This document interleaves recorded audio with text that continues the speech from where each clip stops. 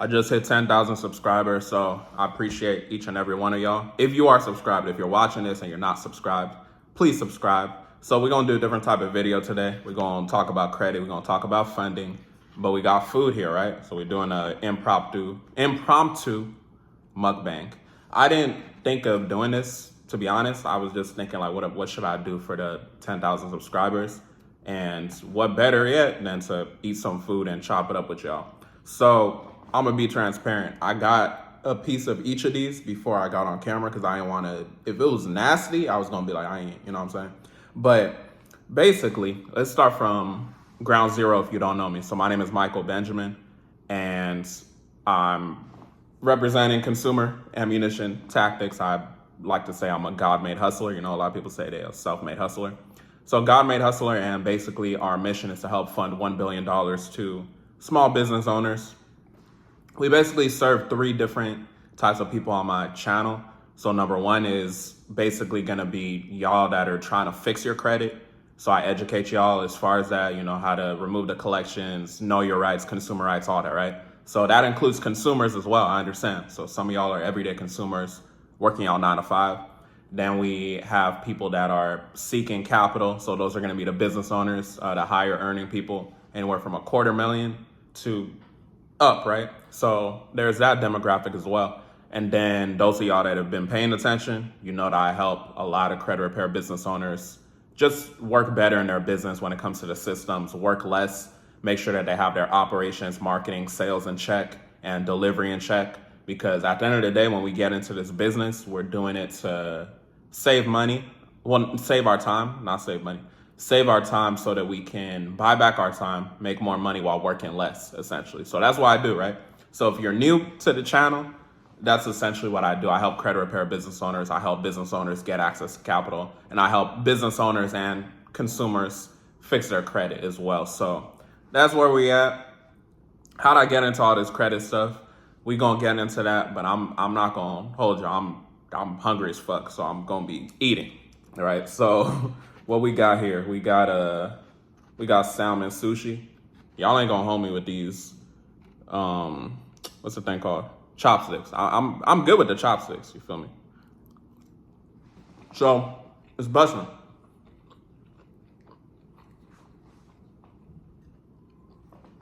Got my water over here. But yeah, I just wanted to do a different type of video. If y'all want more mukbangs with, you know, credit, funding, consumer laws, all that, let me know. I don't know if anyone be doing that, but if it's something that resonates with y'all, if y'all like it, then we can go from there. So I got the salmon sushi. Let me get one of these.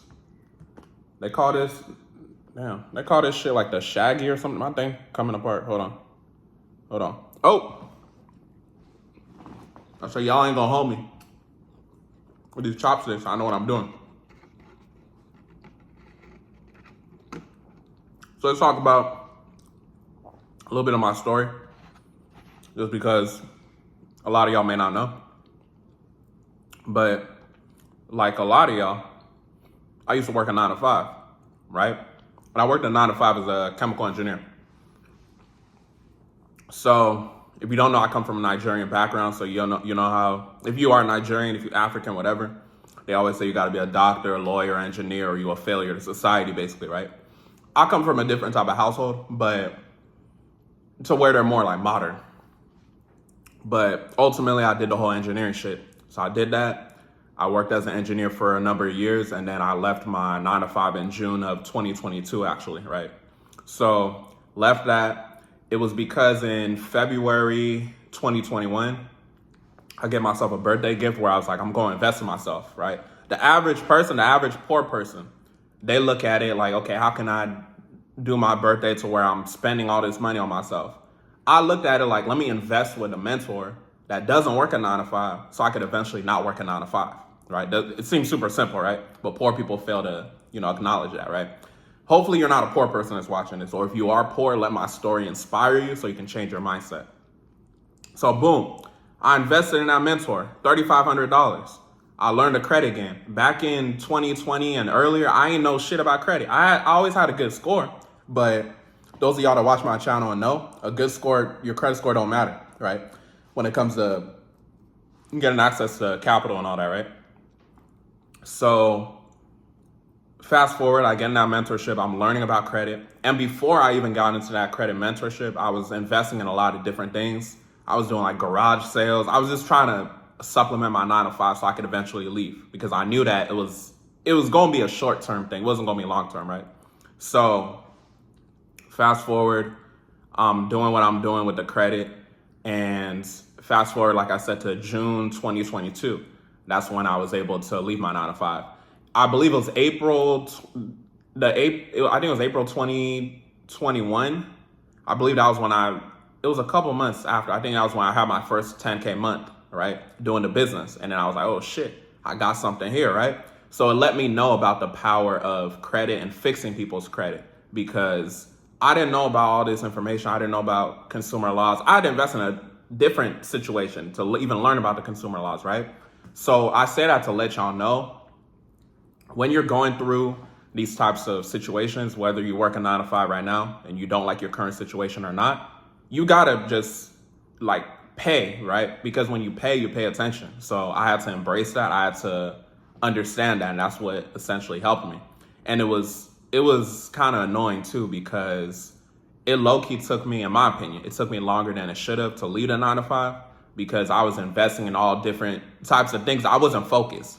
I'm trying to learn trucking over here. Now I'm doing car rentals. You know, I got scammed and everything when I'm doing this. So it's like, when you focus on one thing, you're going to be able to get to that next level. That's why I'm so big on helping y'all that are credit repair business owners or funding business owners understand the game, so you could fire yourself from it, because you in your business right now, you might be your biggest bottleneck. You might be the biggest issue in your business, because you're doing the sales, you're doing the marketing, you're doing the delivery, you're doing every fucking thing in your business. But business doesn't work like that, especially if you want to scale.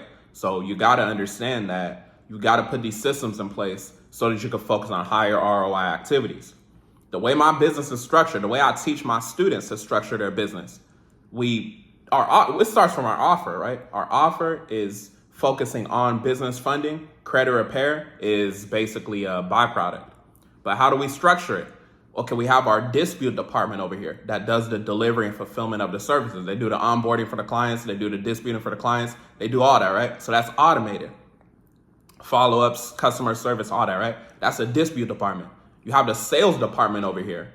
They do the calls, right? I don't hop on no credit repair calls. I don't hop on no credit repair sales calls, because I did that in the beginning. I structured it the right way. The marketing, right? I have my marketing team that's posting me constantly, so I'm top of mind. We're posting constant, top of funnel, middle of funnel, bottom of funnel content. If you know, you know, right? So we're doing that. And then on top of that too, we have operations, right? So just understanding how to move the moving pieces, understanding to have the SOPs in place. So you just got to understand these certain things when you want to run your business the correct way, right? So this was things I learned over time after investing with different mentors. And that's why I'm so big on mentorship, right? It's not even just about saying, oh, invest in mentorship, get with me. It's about knowing that mentorship is very, very powerful, because it'll get you ahead, right? So when we talk about credit, one of my favorite credit cards, I got this in 2021, right? So the Amex Business Platinum. Those of y'all that know the card, how it sound. Oh, yeah, y'all know how it sound, right? So Amex Business Platinum, one of my favorite cards, right? Because obviously y'all know the benefits, y'all know the annual fee and all that, but it's just one of those, sorry, I'm hearing some shit outside. It's one of those prestigious cards, you feel me? I'm over here hungry, I need to eat. But yeah, so that's a little bit of my journey. How we gonna do this? Let me talk a little bit about, I guess, those of y'all that's into fixing your personal credit. I'll give y'all some sauce. Right? No soy sauce, no cap. No, I'm playing.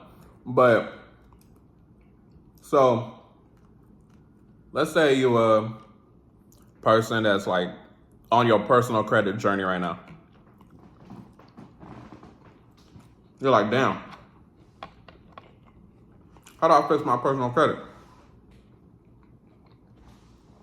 I'm gonna tell you. Hold on. Number one, it's gonna sound super simple, right? Pull your damn credit reports. Go to annualcreditreport.com. You can do the Credit Karma. You can do the Experian.com. But I encourage you, because if you're gonna work with an attorney, let's say if you got violations, they're gonna have you pull your annualcreditreport.com. So I'm just saving you time in the first place, right? If you do decide to go a legal route. Not every situation requires a legal route, but just letting y'all know. So pull your credit report, right? And then what you're gonna do next, go watch the video I dropped where I said how to actually read your credit report. So you're gonna go watch that video and you're gonna learn how to read your actual credit report, right? Because it's important that you understand that there's a certain way to read it. There's certain things you wanna look for. So once you read your credit report and once you understand how to read it, you're gonna look for basically those stuff that I'm talking about, you know, the inaccuracies and the stuff that's not true. Maybe balances are off, you know, things like that, right? So what you're gonna wanna do, like literally mark it and circle it and just notate what's going on. Because what we're gonna do is we're gonna write a dispute letter. And one thing I'll say too, we're in AI language. I mean, we're in an AI generation, right? So you can literally go to AI and create your letters over there, but you wanna basically request a reinvestigation. What does reinvestigation mean? Reinvestigation meaning that meaning the credit bureaus, they were supposed to do an investigation before the information got on your credit report in the first place, right? So that's a violation on them when there's, you know, negative items that aren't supposed to be there or inaccurate items that aren't supposed to be there. Because it's like, let's say if you were born in 1980, but then they said you opened an account in 1978, that don't make sense because you weren't born, right? So that goes back into the maximum possible accuracy section because they're supposed to have procedures in place already to make sure that everything is accurate. So the compliance procedure section is 15 USC 1681E. 1681EB is the one I was talking about with maximum possible accuracy. So your first letter, I want you, after you read your credit report and you identify what's negative, what's inaccurate, what's all that, right? I'm not telling you to just say, I'm disputing everything and everything is wrong. Specifically find out what is wrong with your credit report, right? What's inaccurate. Most credit reports are inaccurate to some degree. Maybe late payments maybe your payments history is off. Maybe it says 30-30, right? When it comes to being late, that don't make sense, right? Because it's supposed to be 30-60. So look for it. Look for whatever is inaccurate, incomplete, whatever. So then you're gonna put in your letter, 15 USC 1681 IA1A. That's you requesting a reinvestigation. So then they're supposed to do their investigation and then they're supposed to let you know and you'll see like if they say verified or they delete or correct the item. What I want you to follow up with in a round 2 situation, let's assume they're doing a BS investigation, right? You're gonna follow up with the method of verification notice, which is 15 USC 1681 I number 7. And keep in mind too, I'm keeping all this general because I got videos going over the specific items, but this law, 1681I, it's general for any item of information. So it doesn't discriminate if it's child support, if it's collection, if it's late payment. This is overall every single item, right? Student loans, whatever. Inaccuracies. You're entitled to an accurate credit report. So you follow up with the 1681I number 7, right? That's your method of verification. So you do that bullshit, right? So boom, you follow up. You're building up your case basically. A different angle you can hit, I recently dropped a video on this. You can attack the furniture and their responsibilities, right? So 15 USC 1681 S-2, scroll down to B. That talks about the duties that they're supposed to have. Because they're supposed to do an investigation. They report the investigation to the credit bureau. So yeah, just do more due diligence, research, watch my videos in terms of that. So boom, you're going through that back and forth. Maybe you already have a built out profile. If you don't have a built out profile, figure out how to build out your credit profile. You can go to your credit union. I know Hughes Federal Credit Union does it. Everyone knows about Navy Federal. Get you a pledge loan, right? Start, paying on that. I have videos going over that. So boom, you built out a good credit profile. You got good personal credit, a couple good personal credit cards. Now you're ready for the business funding, right? Now you can, fuck with the big dogs. You know what I'm saying? So with the business funding, what you want to be aware of is that you always want to, in my opinion, you always want to go through a bank relationship manager because We literally seen data. We keep data. We've seen data of people that have better credit profiles get approved anywhere from like 5,000 to 7,500 versus our clients when we get approved anywhere from like 25,000 upwards to y'all see a lot of the $50,000 cards that I post, right? So $50,000, we've seen $75,000 on one card as well. So it just lets you know when you're working with a bank relationship manager, when you know the right things to do. It's not necessarily like, oh, I'm just working with a bank relationship manager, I'm just gonna get the highest approval. You have to know how to fill it out, and you gotta also think about it too. Let me give y'all a simple scenario. Let's say you don't know nobody in the bank. You're just like, okay, I wanna work with the bank relationship manager. Michael said that, I'm gonna go do that. Cool, you go do it, right? You gotta think, how does your relationship that you just established in one day compare to someone like me that's been doing this since 2021, right? And I've brought a lot of business through a lot of clients. So don't you think that I probably, most likely, statistically have a better relationship with who I'm working with versus who you decide to work with in one day, right? So this is basically how we break it down to our clients. And this is just game for those of y'all that have a credit funding company. When you have that relationship for a long time, it's literally just basic logic. You know what I'm saying? Like, somebody has been working with this person, so they have a better relationship. So if y'all want, my help in terms of getting access to your funding, obviously, go ahead and book a call below. We'll leave links below for that. I'll probably leave links to free resources as well. But yeah, I don't want to make this video too long, but just wanted to do a little different type of video to celebrate 10,000 subscribers. I think that y'all let me know too, like, feedback that y'all want, because y'all know the 3 different types of content that I'm putting out. So usually what's if you haven't been paying attention, usually our intention is that Mondays are for credit repair mentorship and business scaling stuff. So if you watch my shit and you're looking at me as just like, oh, he's just a credit repair, consumer law, or just a funding person, then that means everything I'm saying is going over your head, because I'm teaching y'all like business principles, right? I'm a businessman, you know what I'm saying? So y'all watch that, y'all gonna understand what's going on. So those are usually on Mondays. What we have scheduled for Wednesdays is credit repair, consumer law help for the consumers and business owners that are struggling with that when they need to get, some credit items deleted, right? So that's that. Friday is funding. So if you come to my channel for one of those 3 things, just kind of feel out and look at the schedule and see how you can particularly expect what you're gonna expect. But y'all, let me know what y'all think about this video. Let me know what y'all, if y'all have more ideas you want me to do that would be beneficial. My main thing is, how can I come on here and make a useful video for y'all, right? So I think me even coming on here, telling y'all a little bit about, the background and my story and everything, how I went from basically working a 9-to-5 while building my credit business to working my credit business full time, over the last 3+ years at this point.